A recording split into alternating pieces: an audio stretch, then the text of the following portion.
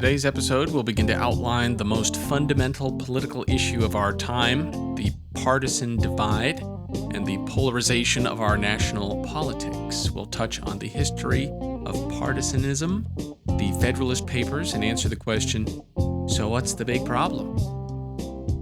Join us as we work to break the two-party mindset and reshape our ideas on U.S. politics. This is Episode 2 of Escaping Left, Right, and Center.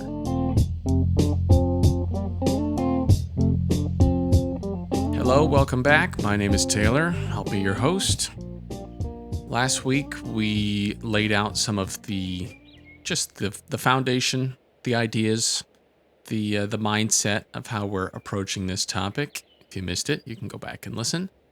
The biggest thing to summarize is that we are rejecting the idea of there are only two answers, right? We're trying to put in the work to think about politics without relying on this old, soggy, decaying vocabulary of left versus right, where the two big parties land on certain issues. So each week we'll be focusing on a new topic that relates to the partisan problem and what are some potential ways that we could fix, address, or correct them.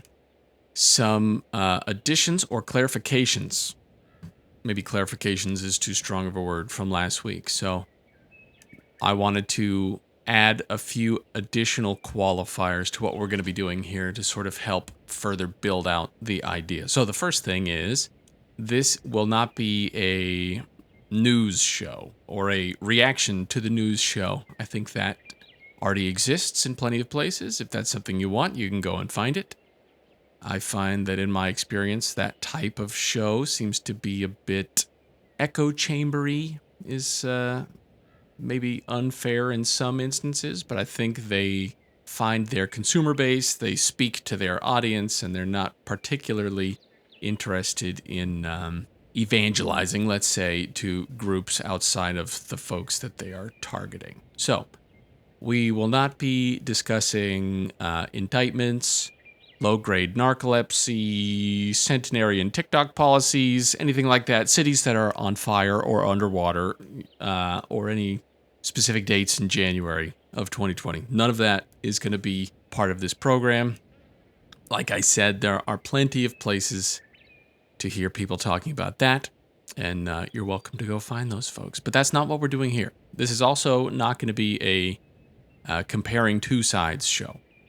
So when we pick a topic that we're discussing, we're not just going to say the Democrats' perspective is this, the Republicans' perspective is that. Now let's try and make a judgment call in between. I don't think that is productive in the long term, because it's just going to make us choose which of the flawed thought processes we're in the mood for that day. So what we're going to do when we pick a topic like economics, immigration, something like that, we're going to really try and dive into the weeds, into what the ideal looks like for each of those things. Hopefully we can establish a well-researched conclusion about that topic that should self-support, or not self-support, but the scientific theory where we have a hypothesis, we test the hypothesis, we look at it throughout history in light of U.S. Sort of the Constitution, what did the founders think, and can our conclusion stand on its own 2 feet, irrespective of what the current left-right folks would say about it. We're going to do that. We're not going to use linguistic shortcuts of the current vocabulary. So here's an example. We've all heard the term bailouts, right? This has been thrown around quite a bit, especially if you were politically aware back in the 2008-2009 era. We hear about things getting bailed out all the time. But what does that mean? Like, I think most of us have some semblance of an understanding as to what a bailout is, but what's the history of that term? What does it mean from a policy perspective, a monetary perspective? I mean, we want to really get into the nutty crunchy of this, right? Fun fact, the first U.S. government bailout was 1792. Instead of calling them depressions or recessions, they called them panics, which I think is a hilarious term. They changed it because people would get worried when they'd start calling things panics, which, that makes sense. But our dear friend Alexander Hamilton was the first one to officially bail out a section of the economy. And you can go read more about the Panic of 1792 if that's something that interests you. In later episodes, once we do a lot of this sort of foundation work, this groundwork, I'm hoping to introduce some philosophical constructs that are going to help guide us through that analytical process of take the topic, get into the weeds, establish a sequence of ideas, come to a conclusion. But that'll be a little bit later on down the line once we get through some of this higher level stuff. Okay, so after all that, on to the main point of today, which is what's the big problem? Before we begin to answer that, we should define our terms. So we will go to our friends at Merriam-Webster, and we'll begin with the word partisan, which I think this has a wonderful definition. Partisan, a firm adherent to a party, faction, cause, or person, especially one exhibiting blind, prejudiced, and unreasoning allegiance. I think that's great. I like that quite a bit. The second word would be polarized, which just means break into opposing factions or grouping. Comes from the Latin referring to the poles of the earth. So we have these issues, partisan, polarized, we all know those words, and they seem to just be deeply ingrained into the American political mindset. Like, it's just inescapable, this sort of pick a side, one or the other. And so the question I had, is this a feature or a bug, as some people say? Like, was this part of the plan, or has this emerged since the beginning of the U.S. as a problem, which they didn't foresee? And to answer that question, we're going to touch upon one of my most favorite U.S. historical topics, which is the Federalist Papers, the oft overlooked third child of the U.S. Revolution. We all know the Declaration of Independence. We know the Constitution, but not as many folks are as familiar with the lovely Federalist Papers. They were written by three folks: James Madison, Alexander Hamilton, and John Jay, who is a sleeper in the Founding Fathers category.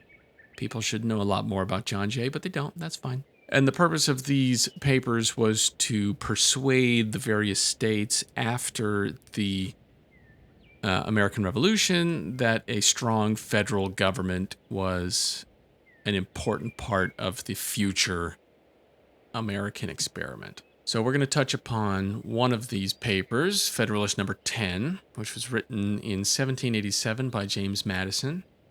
And in this, he lays out two theories about how factions and partisan thinking comes about, and then puts forward this idea of how this newfangled U.S. federal government is going to hopefully speak to those problems in a way that mitigates their intensity and effectiveness.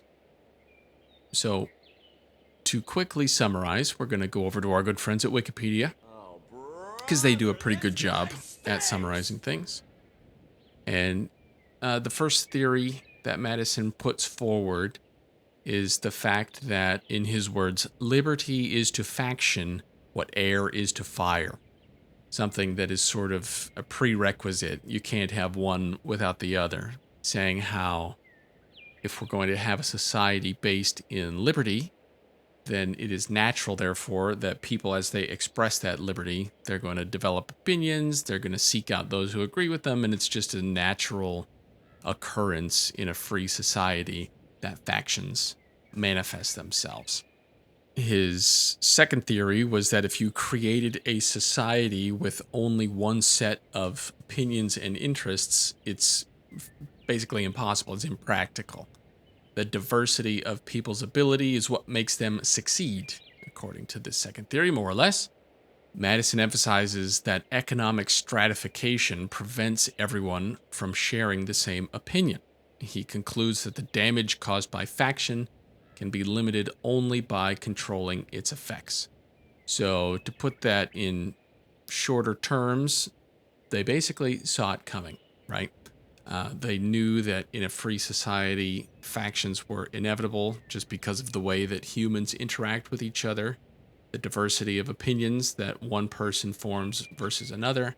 It's something that can't be eliminated unless you make a society that is homogenous in its thinking, which, of course, we know is not plausible.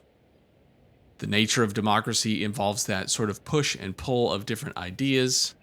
And the founding fathers knew that if the groups were going to form, then they better do something to address it. So the whole idea of a democratic republic, which a lot of people, they say we live in a democracy, and that's true to some respects, but it's important to note that we are a democratic republic, which, to oversimplify, means that there's a check and balance put in between the mob mentality of the majority and the folks actually making policy. So it's a way to preserve the minority while still working at the behest of the majority. Again, this is an oversimplification of a democratic republic.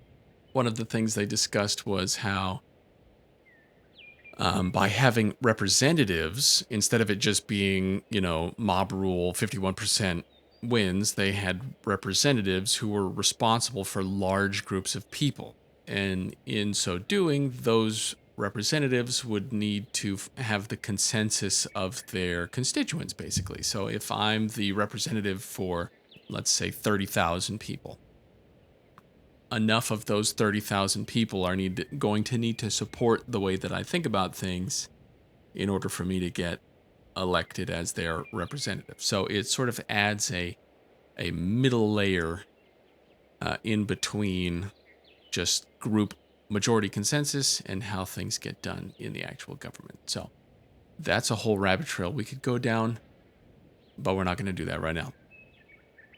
Did the founders know that factions and this type of thinking was going to be a problem? The short answer is yes.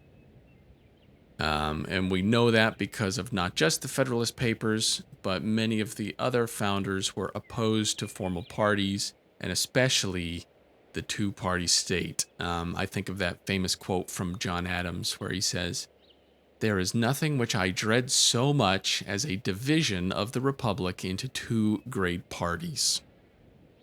Sound familiar? This, in my humble apprehension, is to be dreaded as the greatest political evil under our Constitution. Not a cheery outlook from Mr. Adams.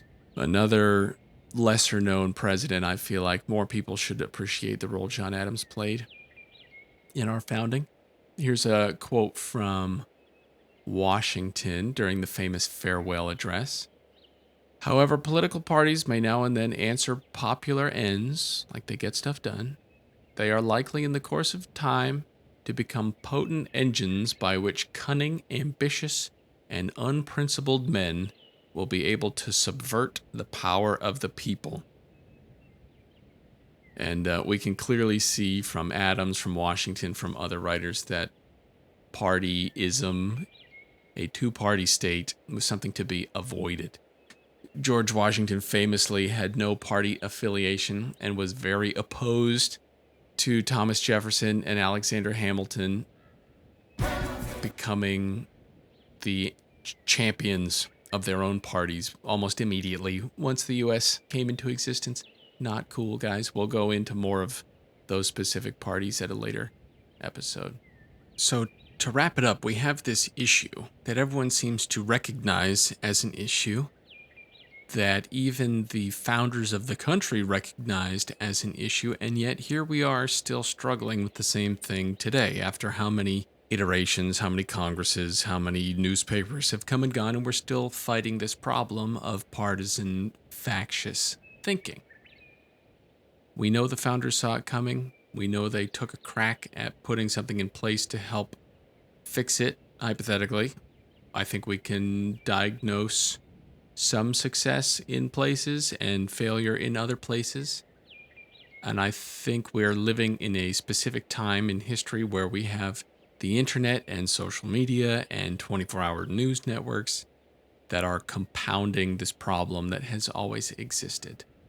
I think, however, there is one element that does not get enough credit. I don't even know to what extent folks think about this, but there's a mechanical issue as well, one that's in the actual system that we use to elect people, which is called first past the post. We're going to spend a lot of time talking about first past the post and why it doesn't work so well. And then we'll also spend a little bit of time talking about the primaries and their surprisingly profound effect on fringe groups, fringe ideas in a group. So to answer the question, what's the big problem? We still wrestle with factions and partisans, even 200-something years after the U.S. began. So certainly, there's got to be a better way. And I think that's what we're in pursuit of here. So, I know that was a lot. We went quickly. I'm slightly overwhelmed. Hopefully you are less so. But we very briefly touched on how even though the Founding Fathers knew that partisan thinking and factions were unavoidable, they took some steps to fix it. They worked a little bit, but not enough. Next week, we're going to dive into the real meat and potatoes of why we currently only have two parties. In the meantime, between now and next week's episode, if you'd be so kind as to rate the podcast, follow the podcast on your platform of choice, that would be lovely. I got a ton of great feedback from episode 1, so I'm very encouraged, and I'm looking forward to future episodes. So, before we say goodbye, we'll have a quick word from this week's quote-unquote sponsor. Thank you all so much for listening, and until next time. Fried potatoes, crisp and light, they'll taste so good tonight. Fried in Fluffo, Canada's highest quality shortening at a low, low price. Fluffo fried potatoes are tasty, digestible. Fresh, pure Fluffo, Canada's highest quality shortening at a low, low price.